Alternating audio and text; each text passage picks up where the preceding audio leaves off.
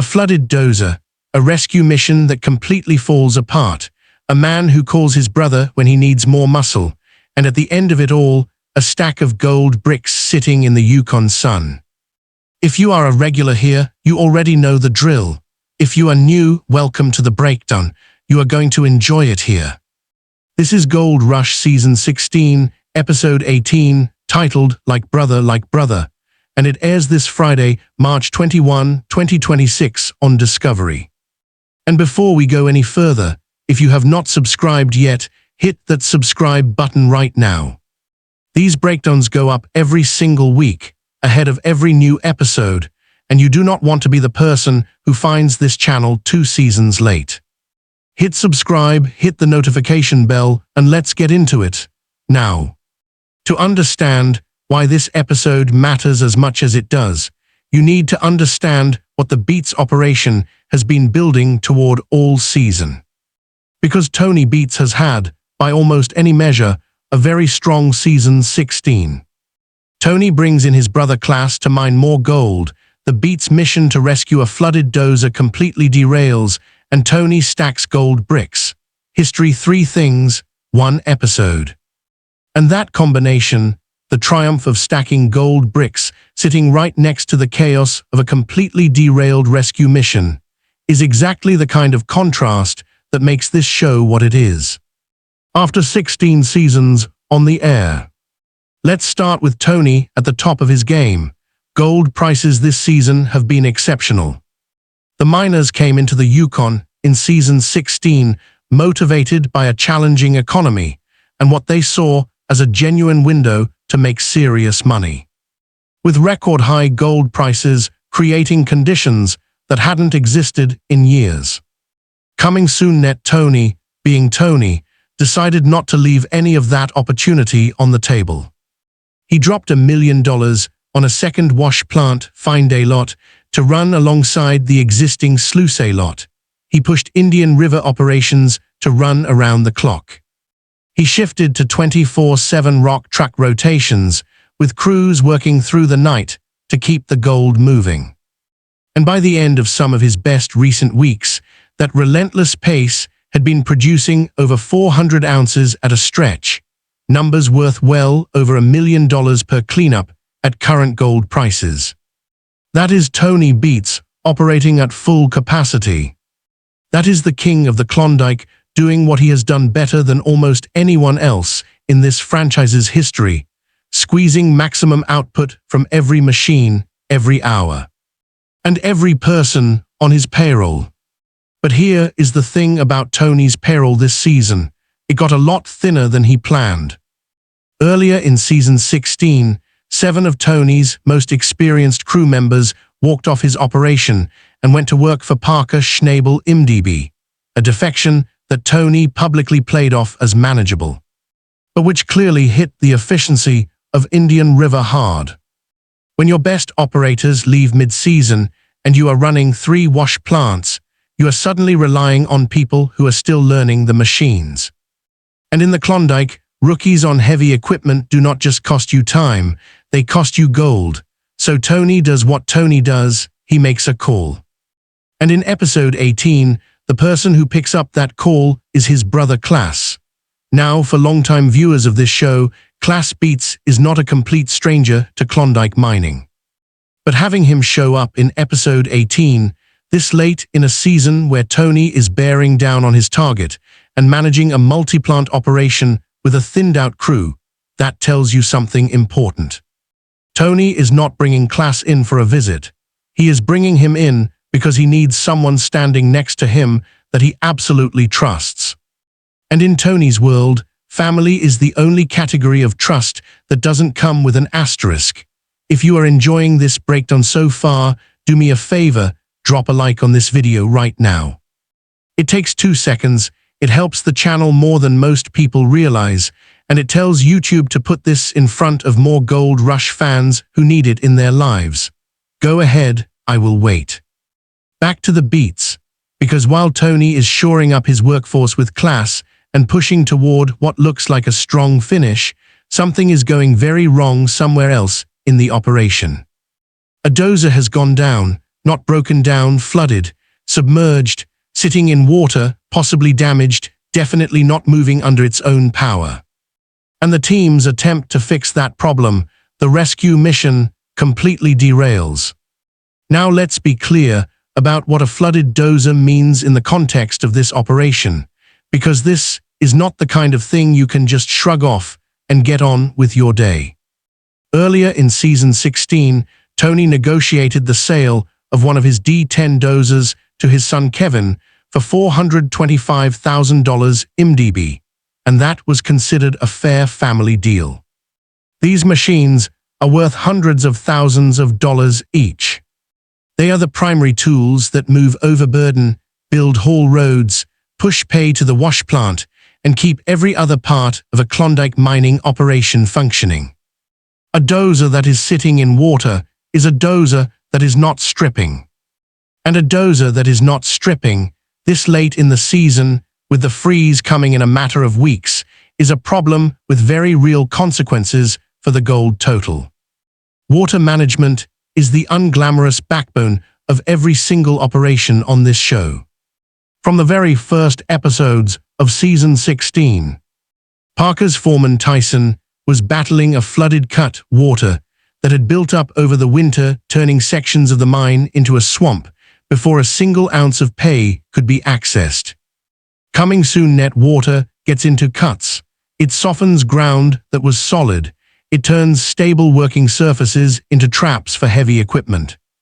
And when it gets into a dozer, into the engine compartment, the hydraulic systems, the electronics, the damage can range from expensive to catastrophic, depending on how long it has been sitting and how deep it went. The fact that the rescue mission completely derails is what makes this a story rather than a footnote. Because it means the team goes in with a plan, the plan fails, and they end up in a worse position than when they started, or at minimum, burning through time and resources on a recovery that should have been straightforward. In the Klondike, the second-order costs of a failed equipment rescue are always bigger than the first-order ones. Every hour a dozer is out of service is an hour of stripping that does not happen. Every hour of stripping that does not happen is pay that stays in the ground. And pay that stays in the ground when there are only a handful of weeks left in the season doesn't get a second chance. Now here is where I want to pause for a second, because this is the kind of moment in a gold rush season that casual viewers sometimes miss the significance of. It is easy to watch an episode and see the flooded dozer story as just one thread among several. Tony's gold bricks are more photogenic. Parker's foreman drama is more tense. Rick's Valhalla situation is more emotionally loaded. But the flooded dozer and its failed rescue is actually the most structurally important thing happening in the Beets operation this week. Because it represents the gap between where the plan said things would be and where things actually are. And that gap between the plan and the reality is what Gold Rush has always been about at its core. Speaking of gaps between plans and reality, Rick Ness. If there is a single storyline in Season 16 that has carried the most emotional weight from episode to episode, it is Rick's. Rick opened the season without a valid water permit and spent the early weeks fighting uphill before making the bold decision to open an entirely new cut, a place he named Valhalla, after the legendary Norse Hall of Heroes. IMDb, the name was not accidental. Rick needed Valhalla to be his salvation. He had stripped millions of dollars of overburden based on the belief that serious gold was waiting underneath. He asked his crew to trust him. He made the call and committed. In the episode directly before this one, titled Rick's Mess, airing March 13, Rick faces a shocking discovery at the bottom of Valhalla that shakes him to his core and raises urgent questions about what it means for the rest of his season. IMDb, that is the emotional setup walking into episode 18. Whatever Rick found down there, it was not what he was hoping for. And now, with the clock running out and his numbers still well short of his target, the question hanging over every remaining episode of this season is not whether Valhalla will make Rick rich. It is whether Valhalla will even get him to break even. And then there is Parker.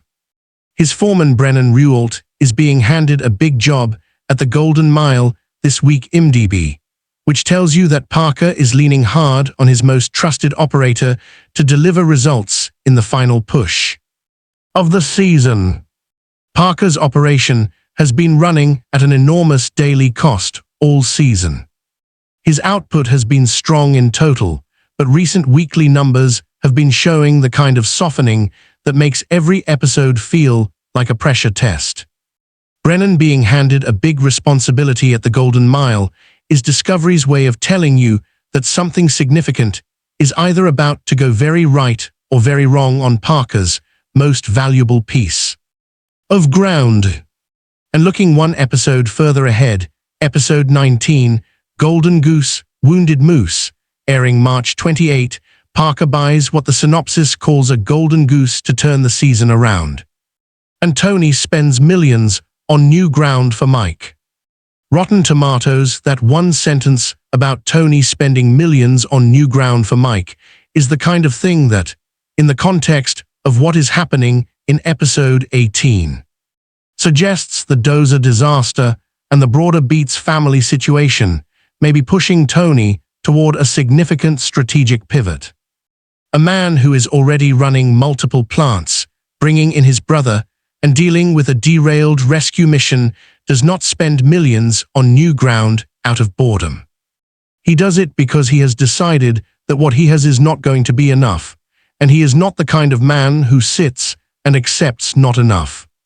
That forward momentum, Tony's ambition, Parker's pressure, Rick's reckoning, is what makes Gold Rush Season 16 one of the more compelling recent seasons of this show. It has had genuine stakes from the first episode. The crew defections created a real wound in the Beets operation that has taken the entire season to work around.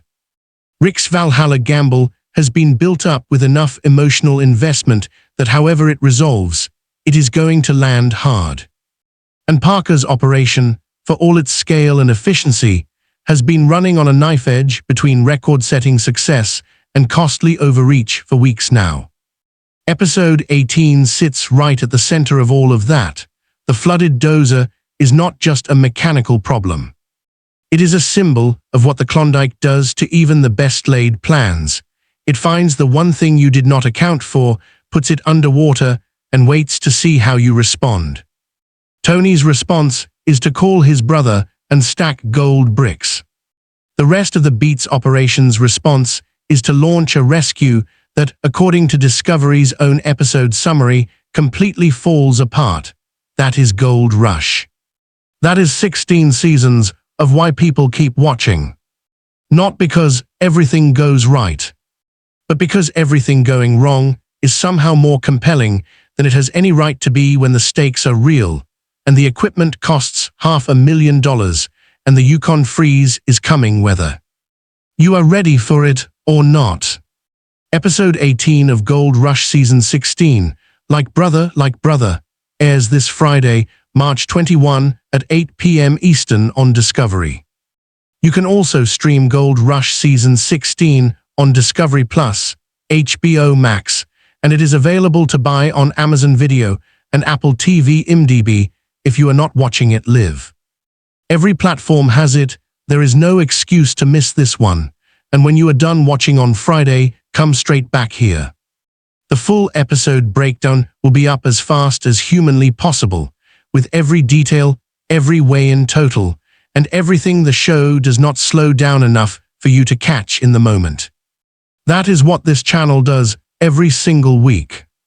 If this video helped you get hyped for Friday's episode, hit that like button before you go. It genuinely makes a difference for how many people see these breakdowns. Subscribe if you have not already, turn on notifications so you never miss an upload. And drop a comment below telling me what you think is going to happen when the Beets try to pull that Dozer out of the water. Do you think they save it? Do you think the rescue makes things worse? Let me know down there. The comment section is always open and I read every single one. 5 days until Friday. The Dozer is flooded, the mission is about to derail, and Tony Beets is about to stack some gold. Let's go.